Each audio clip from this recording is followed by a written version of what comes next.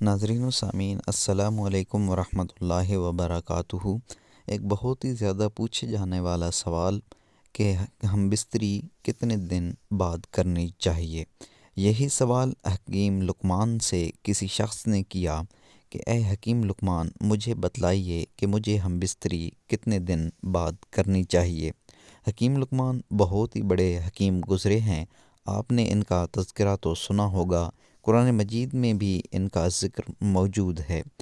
تو جب حکیم لقمان سے یہ سوال کیا گیا کہ میاں بیوی کتنے دن بعد ایک دوسرے سے مباشرت کریں، تو حکیم لقمان اس سوال سے کافی پریشان ہو گئے اور اس شخص سے کچھ دن کی مہلت مانگی کہ میں تمہیں اس کا جواب ڈھونڈ کر دوں گا۔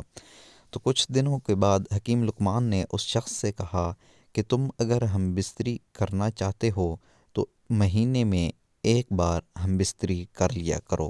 تو اس شخص نے کہا کہ اگر میں اپنے اوپر کنٹرول نہ رکھ سکوں تو پھر مجھے کیا کرنا چاہیے؟ تو حکیم لقمان نے کہا کہ تم 2 ہفتوں کے بعد ایک مرتبہ ہم بستری کر لیا کرو۔ تو یہ حکیم لقمان نے اسے جواب دیا، لیکن اسلام کے اندر اس چیز کی کوئی ممانعت موجود نہیں ہے۔ اگر آپ کا جسم صحت مند ہے اور آپ ہفتے میں 2 بار یا 3 بار بھی ہم بستری کر سکتے ہیں تو اسلام آپ کو اس چیز سے نہیں روکتا۔ اپنی اور اپنی بیوی کا صحت کا خیال رکھتے ہوئے آپ چاہیں جتنی مرضی ہم بستری کریں، لیکن اپنی اور اپنی زوجہ کی صحت کا خیال رکھتے ہوئے۔